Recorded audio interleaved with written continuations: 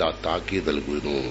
ലാ യസ്ലാഹ ഇല്ലൽ അഷ്ഖാ, ലോകത്ത് ജീവിച്ച ഏറ്റവും വലിയ നിർഭാഗ്യവാന്മാർ മാത്രമേ നരകത്തിലുണ്ടാവുകയുള്ളൂ എന്ന് പറയുന്ന ഭാഗം ഓതിക്കൊണ്ട് കരയുകയാണ്. നമ്മളൊക്കെ വീഴണോ? വീഴാണ്ട് തന്നെ നമ്മളിവിടെ നിൽക്കുന്ന തന്നെ നമ്മൾ അള്ളാഹിന്റെ അടുത്താന്നുള്ള ബോധം നമുക്ക് ഇല്ലാണ്ടാകുന്നുണ്ട്. നിസ്കരിക്കാൻ കയ്യെറ്റി ഉടനെ നിങ്ങളിങ്ങനെ ഈ പിന്നെ ഇതൊക്കെ മക്കരിയൊക്കെ ഇട്ട് നിസ്കാരക്കുപ്പായൊക്കെ ഇട്ട് ആംസ്ട്രോങ്ങിന്റെ മാതിരി ചന്ദ്രനിലേക്ക് പോകാനുള്ള വാഹനമൊക്കെ ആക്കി ഇങ്ങനെ നിന്നിട്ട് വളരെ കുരിഞ്ഞും വളഞ്ഞും ഒക്കെ നിൽക്കും. തക്കുവ ഉണ്ടാകാനുള്ള പൂജയൊക്കെ നിങ്ങൾക്ക് ഉണ്ടാകും, ഉണ്ടാകണില്ല. ആദ്യം ഇങ്ങനെ അക്ബർ പറഞ്ഞ കൈയൊക്കെ കെട്ടി ഉടനെ ഉണ്ടായിന്. പിന്നെ കുറച്ചു നേരം ഇങ്ങനെ കഴിഞ്ഞപ്പോ ഇങ്ങനെ സമയം കഴിയുന്നതിനനുസരിച്ച് ഇനിയിപ്പോ നോമ്പർക്കുമ്പോ എന്താ ഉണ്ടാക്കുക, എന്തുണ്ടാക്കിയാലും ആ നസ്രാണിക്ക് ഒരു കുറ്റേ പറയുള്ളൂ എന്ന് ആയത്തും സൂറയൊക്കെ വേറെ കടന്നുകൊണ്ടാവും. എന്താക്കി കാര്യമില്ല, ആയിക്കോട്ടെ, ഞാൻ ഇന്ന അള്ളാഹു ഉണ്ടാക്കാനായിട്ട് അള്ളാഹു അക്ബർ റുക്കൂലേക്കോ ഏത് ഇന്റെ ജീവിതം അള്ളാഹു അടുപ്പും തണലാക്കിയല്ലോ എന്നും പറഞ്ഞ അടുപ്പും തണ ഇല്ലാത്തോണ്ട് ഇവിടെ അപ്പോ ഓടുന്ന എന്ത് നിസ്കാരം അല്ലേ? നിസ്കരിക്കാൻ കൈയിട്ടുമ്പോ ഓർമ്മ ഉണ്ടാവും. സലാം വീട്ടുമ്പോ അല്ലാ കഴിച്ചിലായി, ദീന് കഴിച്ചിലായി, ആ നിലക്ക അല്ലേ? ഒരു നിസ്കാരം അങ്ങോട്ട് കഴിയുമ്പോ മറുഭാഗത്ത് വീണിട്ട് വേറെ അറിയില്ല. നമ്മളോ പായി കൂടെ പോണ എല്ലാ ഈച്ചനെയും നോക്കിക്കൊണ്ട് പോവുക. ചിലവര് ഇറുമ്പിനൊക്കെ കാലിന്റെ അടിയിൽ കൂടെ ബ്രിഡ്ജുണ്ടാക്കിയ ആയി കൊടുക്കുന്നതാണ്, അടിയിൽ കൂടെ പോയിക്കോട്ടെ, കാല് പൊതിച്ചു കൊടുക്കും. അപ്പൊ ഈ ഇറുമ്പയിലേക്ക് ഇങ്ങനെ പോവും കേട്ടോ. കാരണം നമസ്കാരം ഒക്കെ എല്ലാ അർത്ഥത്തിലും എന്താ കാരണം? നമ്മൾ അള്ളാഹുവിനെ ഭയപ്പെടുകയോ അള്ളാഹുവിനെ പരലോകം ആഗ്രഹിക്കുകയും ചെയ്തില്ല. ദുനിയാവിനെ വലുതായി കാണുന്നു. ഒഴിവാക്കുക നിങ്ങളുടെ ഏറ്റവും വലിയ അത്താണിയാണ് പടച്ച തമ്പുരാൻ എന്ന് നിങ്ങൾ മനസ്സിലാക്കുക. പടച്ച തമ്പുരാന്റെ അടുത്തേക്ക് നിങ്ങൾ എങ്ങനെ വേണമെങ്കിൽ നിങ്ങൾക്ക് ജീവിക്കാം. ഒരിക്കൽ റസൂലുള്ളാഹി സ്വല്ലല്ലാഹു അലൈഹി വസല്ലമയോട് മഹാനായ ജിബ്രീൽ അലൈഹിസ്സലാം പറഞ്ഞൊരു വാചകം കൂടി ഇതിനോട് കൂട്ടിച്ചേർത്ത് പറഞ്ഞുകൊണ്ട് ഈ വാക്കുകൾ ഞാനിവിടെ അവസാനിപ്പിക്കുക. കാരണം ഇഹലോകത്തെക്കുറിച്ച് പറഞ്ഞ് പരീക്ഷണത്തെക്കുറിച്ചും പറഞ്ഞാൽ തീരൂല.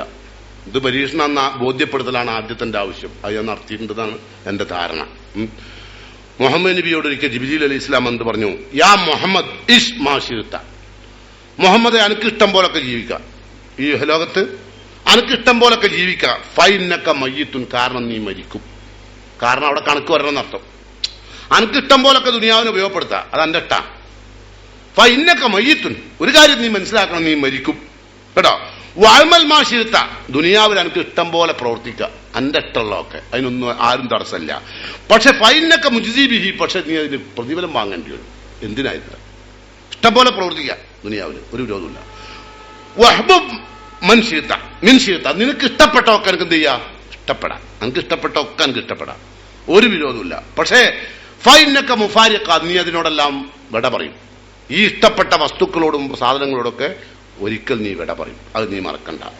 എന്നിട്ട് പറയുന്നു, വലം, നീ മനസ്സിലാക്കണം, അന്ന ഷറഫൽ മൂമിനി, ഒരു സത്യവിശ്വാസിയുടെ ഏറ്റവും വലിയ സ്ഥാനവും മഹിതമായ അവന്റെ മാന്യതയും കുടികൊള്ളുന്നത് ഖിയാമുൽ ലൈൽ, രാത്രിയിലെ നമസ്കാരമാണ്.